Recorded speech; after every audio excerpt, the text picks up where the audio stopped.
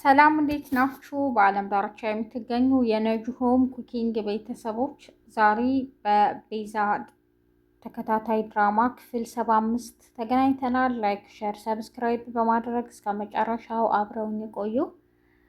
ዛሬ ቤዛና ሉላ ተገናኝተዋል። ቤዛ በጣም ደስ ብሏታል። መንትያ እህቴን ስላገኘሁሽ ደስ ብሎኛል እህቴ፣ እንኳን ደህና መጣሽ ትላታለች። ያኔ ሆስፒታል ሱራፌል ሲያወራ ሰምቼ ነበር እህት እንዳለኝ ያኔ ነው የሰማሁት። ከዚህ በፊት ከተወለደች በኋላ ሞታለች አራስ ቤት ስለተባልኩ ያን ነበር የማምነው እያለች ቤዛ ደስታዋን ትገልጽላታለች። ቤዛም ማስታወስ እንደማትችል ለሱራፌል አሁንም ማስመሰሏን ቀጥላለች። ምክንያቱም ከዚህ በፊት ብዙ ነገር ስላደረጋት መጨረሻውን ማየት እፈልጋለሁ በማለት ሱራፌል በጣም ይናደዳል። ቤዛ ሱራፌልን ይሄ ማን ነው ትለዋለች ኩቻን። እሱ ማለት እያለ ይነግራታል። ከዚህ በፊት በጣም በሞትና በህይወት መካከል ሆነሽ የታደገሽ እና ያዳነሽ እሱ ነው፣ እሱ ወዳጅሽ ነው እያለ ይነግራታል። ሱራፌል እስካሁን ክፋቱ እንጂ እውነታው ምንም እየታወቀ አይደለም። ከዚህ በፊት በጣም ጥሩ ሰው ነበር። መሀል ላይ ቤዛን ዶክተሩ ወንድሙ ሲያግታት ነበረ የተቀየረው። ሱራፌል ከዶክተሩ ጋር አብሮ አግዞ ነበር ሚስቱን እንዲለቅለት ስለፈለገ። እነ ኩቻ በቃ አንተ ምን አይነት ሰው ነህ፣ በቃ አናምንህም በማለት በዛው ጠልተውት ቀርተዋል። እኔ ግን ማን ነው የሚያምነኝ? ምን ይሻለኛል? ቤዛ አሁን ጥሩ ላይ አይደለሽም፣ ግን ስትረጋጊ ብዙ ነገር እናወራለንም ይላታል። ሽብሩ ከተማውን ሊያሸብር ወደ ከተማው መጥቷል። ሽብሩ ሉሲን ነው የሚፈልገው። ከገጠርም መጥተው ድንገት ካፌ ውስጥ ቁጭ ብለው ዶክተሩና ሱራፌል ሲያወሩ ይሰማል። ያያቸዋልም ይመጣል። የእነሱ የቅርብ ቤተሰብ ነኝ አባታቸው አሳድጎኛልም ብሎ ስለሚያስብ ዶክተሩ ደግሞ ይህን አጋጣሚ መጠቀም ስላለበት ከወንድሙ ከሳሚ ጋር የተፈጠረውን በሙሉ ለሽብሩ ይነግረዋል። ሽብሩም ብቻ ቤቱን አሳየኝ፣ እንዴት ነው የቤተሰቦቻችሁን ንብረት እየወሰዱና ከገደሉ ሰዎች ጋር አብረው የሚኖሩት?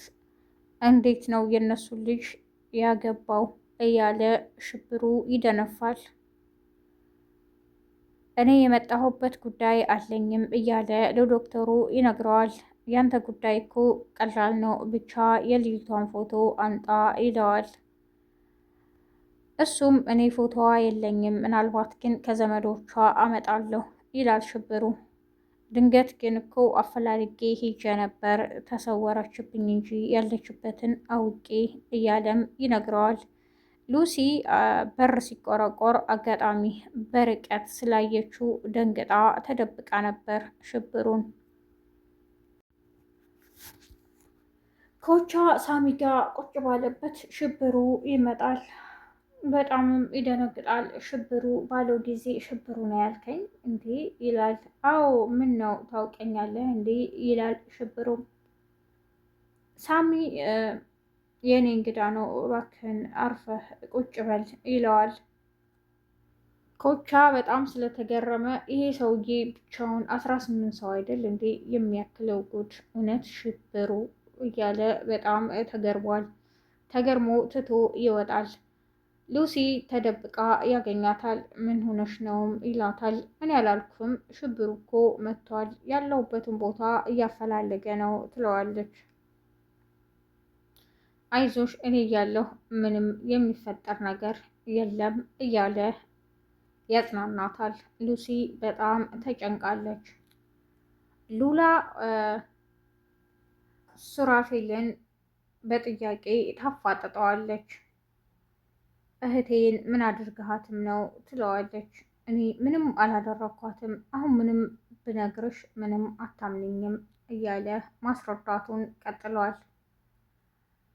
ሉሲ ወደ እነ ቤዛ ቤት መሄድ አለብሽ በማለት ኮቻ አምጥቷታል። ድንገት ከገባሽ በኋላ ሽብሩ ሄዶ ስለነበር መንገድ ላይ ስልክ ረሳ ብሎ ይመለሳል። እሷም ስለደነገጠች ሶፋ ስር ትደበቀዋለች። ሳሚ በመደንገጥ እኔ ምልሽ ይህን ሽብሩ የሚባል ሰውዬ ታውቂዋለሽ እንዴ? ምን ሆነሽ ነው እንደዚህ የደነገጥሽው? ይላታል። አይ እኔ ደንገጬ ሳይሆን በቃ ሳየው ያስፈራራል፣ ለዛ ነው የተደበቅኩት ትለዋለች። ቤዛ እህቷን ሉላ አይዞሽ፣ አትፍሪ፣ ከዚህ በኋላ እኔ ያለሁ እና ደግሞ ኮቻም አብሮን አለ፣ ከሌለም እንጠራዋለን፣ አትፍሪ አይዞሽ ትላታለች። ለዚህ ሁሉ ያበቃችን አክስታችን ናት እያሉም ያወራሉ። ችግር የለውም አክስታችንን ይቅር ብያታለሁ ትላለች ሉላ። ዶክተሩ ሳሚ በጣም ስላናደደው ለሽብሩ ይነግረዋል። እኔ ብዙ ነገር ከሱ ጠብቅ ነበር፣ እሱ ግን እንደኔ አይደለም ያው የቤተሰቦቻችንን ገዳይ ልጆች አግብቶ ከነሱ ጋር ነው ያለው እያለ ያወራዋል።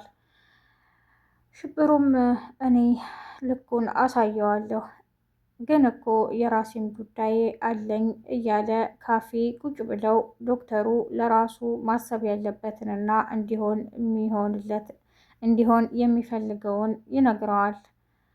እሱም ምንም ችግር የለውም አባት ማለት የኔ አባት ናቸው አሳድገውኛል እያለ ሽብሩ ያወራዋል። ዶክተሩም በጣም ደስ ይለዋል። ሽብሩም እኔ ምልህ ግን ሁለቱ ሴቶች አንድ አይነቶች ናቸው፣ መንታ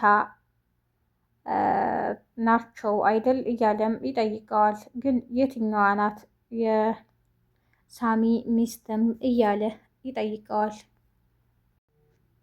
ዶክተሩም አርግ ያልኩን ታደርጋለህ፣ ምንም ነገር በነፃ የሚደረግ ነገር የለም ይለዋል። ሽብሩም ምንም ሀሳብ አይግባህ ይለዋል። የዛሬው ክፍል ይህን ይመስል ነበር። በቀጣይ ክፍል እስከምንገናኝ ነጅሆም ኩኪንግን ላይክ፣ ሸር፣ ሰብስክራይብ በማድረግ አብራችሁኝ ስለቆያችሁ አመሰግናለሁ። በቀጣይ ክፍል እስከምንገናኝ መልካም ቀን ባይ